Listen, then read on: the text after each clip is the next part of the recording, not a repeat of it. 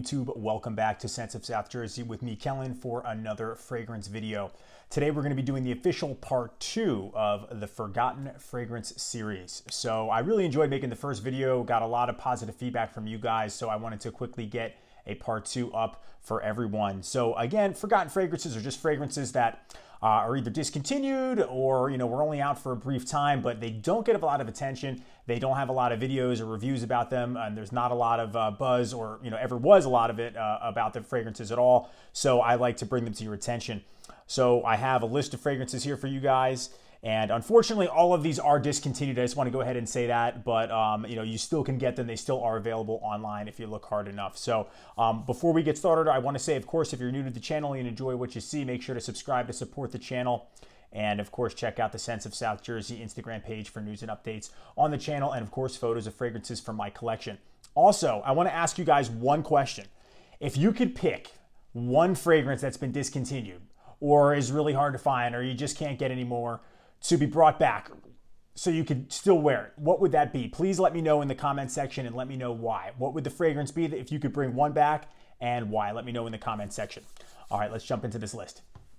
All right, guys, the first fragrance on the Forgotten Fragrance list is from the house of Yves Saint Laurent, and it is Kouros Fraîcheur. So this is a 1993 release. This is the third flanker of the original Kouros, and all of you that watch this channel know that I love Kouros, and I really love all of their flankers, but this one in particular really does not get a lot of talk. I do have a review that I made this past summer about this fragrance. You can see this 30 ml bottle, really cool built-in sprayer, transparent. You can see the box. These are different from the original Kouros. So this came out in 1993. It's classified on Fragrantica as a woody chypre fragrance, but it's a lot fresher. What it really does is take the original Kouros DNA and kind of waters it down a little bit, freshens it up a little bit, gives it almost like an eau de cologne aftershave splash feeling. It's fresher, it tones down the animalic, robust notes. Still has the original Kouros DNA. Like, don't get me wrong, you smell it and you know it's Kouros. So let's spray some out here so I can explain a little bit. Like, it opens up and you get that Kouros DNA, but it's a much lighter, fresher, airier version. It's not as strong, essentially, and I guess that's what they were going for too. So performance on it is still awesome. It's an eau de toilette concentration, but it has that like kind of eau de cologne feel to it. Like, it's fresher. Maybe you wear it more so, in spring and summer. You really could wear this all year round. I could wear any Kouros anytime, but this one I think is fresh enough to where in the heat, the vast majority of people that enjoy classics would probably agree that you could rock this one in the heat, no problem too. So it still performs really well, like I mentioned, but it's got the freshness, kind of summery freshness of eau de cologne or like an aftershave splash, as opposed to the original Kouros, which is obviously very, very strong too. So tones down the animalic notes. It's a slight musk, but the Kouros DNA is still there. Like, it's not neutered or completely different, but it is definitely a fresher version. Why it was discontinued, I don't know. Maybe it just wasn't selling enough. Obviously, I think that comes into a lot of why fragrances are discontinued, but this one is really awesome. I'm lucky to have this bottle. I was able to get another one as well as a backup here. These are just 1 ounce bottles. The larger ones are a lot more expensive, but those I thought were a decent price, so I picked them up. And I go through all what I have in the actual review. So if you want more information on this fragrance, check out that overview I did of Kouros Fraîcheur. Again, this is fragrance number 1 on the Forgotten Fragrance list. All right, so fragrance number 2 on the Forgotten Fragrance list, we're going to backpedal just 2 years, staying in the 90s at 1991 from the house of Ralph Lauren, Polo Crest. So I'm really, really excited and really happy to have this one in my collection now. As soon as I read about it, it was one of those times where you're like, God, I have to try this fragrance. So I hunted it down, hunted a couple other products down. So this is considered a chypre. This stuff is great. It's funny. It's very similar to the original Polo Green or Polo for Men, except it kind of takes down that pine and it kind of really refines the scent, right? So I think it's a little bit smoother, less rugged, still has the same type of, I sprayed some on here, still has the same type of the dry down. The dry down is very similar, but the opening isn't nearly as intense as the regular Polo for Men. Again, it takes the green out of it, but you still get that kind of tobacco, woods, leather scent. It's extremely masculine. I don't think it's as long lasting as the vintage Polo would be, because vintage Polo's just got a lot more in it than this does. But this one is, this is obviously a vintage version because it's discontinued, but this one is really masculine. It smells really nice. Essentially, it's a smoother polo green, tones down the green notes, but everything else is pretty much the same.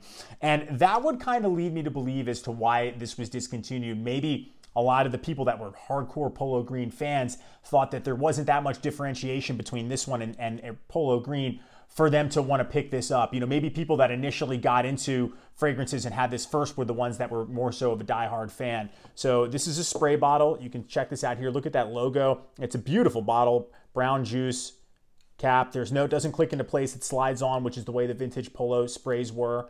And you can see here.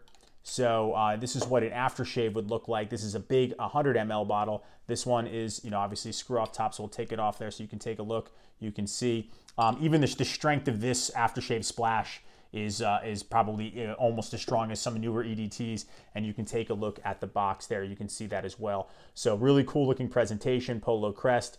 This is one I definitely want to do a full review on.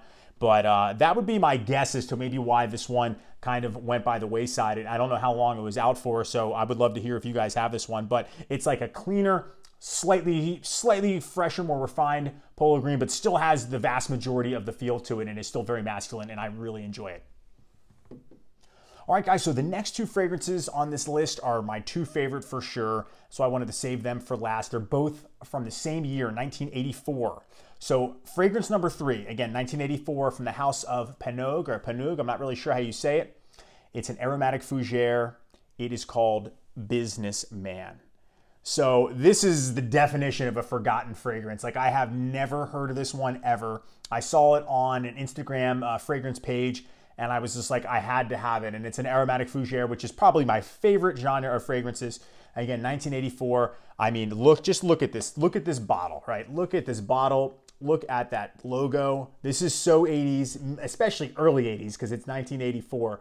It's unbelievable. Nice heavy duty glass. Look at the box. Like, can you believe it? What a ridiculous name, Businessman. It's hysterical, but it's awesome at the same time. It's everything you could want in a vintage style fragrance. Like, where did this fragrance go in life? You know, take a look at this here. You can see that Businessman.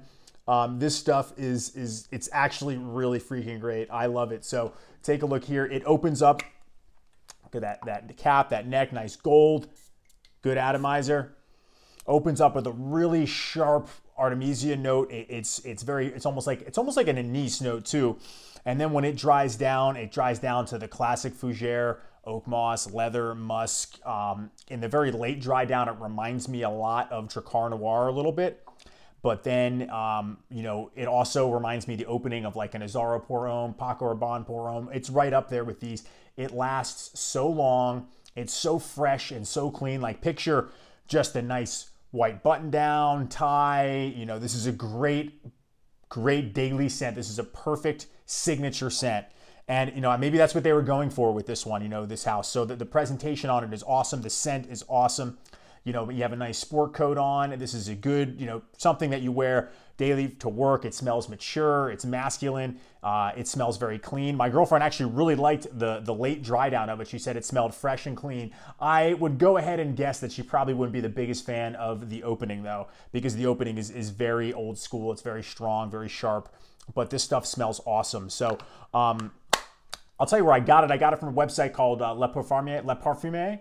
And they're out of Canada, right? And they have a ton of vintage stuff. You can check them out. The two people I work with, Catherine and Tony, were very kind and very nice, and they ship really fast, and they have all kinds of rare stuff, and that's where I got that from. They also have an aftershave splash. You can see here. The caps are really tight, and this has got a really nice stopper or dabber on it, you know.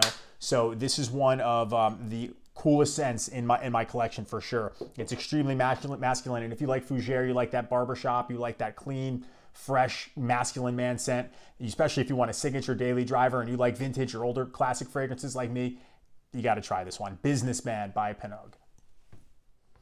All right, guys, the fourth and final fragrance on my forgotten fragrance list is from 1984. I would definitely classify it as a fougere. It is from the house of Victor. It is Wall Street.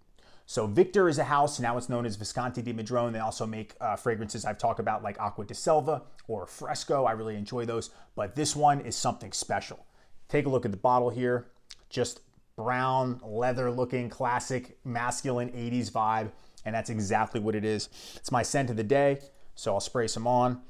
This is an extremely masculine fragrance. It opens up with sharp green notes, then it dries down to a leather and oak moss infusion. This stuff smells like money. Smells like success. I love this fragrance. When you wear this, you know, it could give you an image of, say, like a CEO's office, in a corner office in a New York City skyrise, leather furniture, green plants, wooden desk, very 80s looking, or think of one of the older 1980s BMWs or Mercedes-Benz with those hard angular leather seats and the leather upholstery with oak moss pumping through the vents. Like, that's what this fragrance smells like. Like I said, it smells like money. This gives you the feeling of success. It's uplifting, it's very classy, it's mature, it's long lasting. And I don't think Victor was a very expensive fragrance house. And I wonder, you know, what happened to this fragrance, you know? So this fragrance and Businessman, these things like fascinate me. I don't know, who are the men that wore these scents? What did they do? What did they do for a living? You know, were they successful CEOs or high profile sales reps? Or were they just regular guys who just wanted to smell nice and have, you know, a fragrance that gave them an uplifting feeling, that gave them that feeling of success? You know, I think Wall Street is the upgrade from Businessman. You know, when you get promoted, that's when you wear Wall Street and stop wearing Businessman. But they're both fascinating and very rare fragrances, and especially this one. And it's an Italian house as well too. So, you know, Wall Street also has an aftershave, same type of bottle. This is a dabber, obviously. So anytime Victor or Visconti, you know, Di Madrone has a splash bottle, it always is going to have a nice dabber stopper there too. So you can take a look at the box. This is the box for the eau de toilette, and this is the box for the aftershave. So they're pretty much the same thing. This does have verbiage on the back where this one does not. So, you know, why was this fragrance, why was it axed? You know, did it not sell well? I don't think it was around for very long, but it's just an extremely nice scent. This is something I would wear with a nice button down tie or sport coat or something like that, because it gives off that feeling. And when it dries down, that's when the magic really happens with this fragrance. And it's very, very fresh, clean, and masculine and mature too. So this is one of the rarest fragrances. I love how vintage it looks, and I'm really happy to have it in my collection. And again, that's Wall Street by Victor. All right, guys, that was my list of forgotten fragrances, part 2. Thank you so much for hanging out and watching. Remember to answer that question in the comments. If you could bring back one fragrance, what would it be and why? Also, I would love to hear from you guys on, you know, the fragrances in this list. Do you have any of them? Have you tried any of them? Which ones are you most interested in? Do you like them as much as I do? You know, what do you think was the reason they were discontinued? This type of thing is interesting. I loved all the feedback from you guys. Make sure to subscribe if you haven't done so yet, and I will see you all in the next video. Thanks so much for watching. Take care.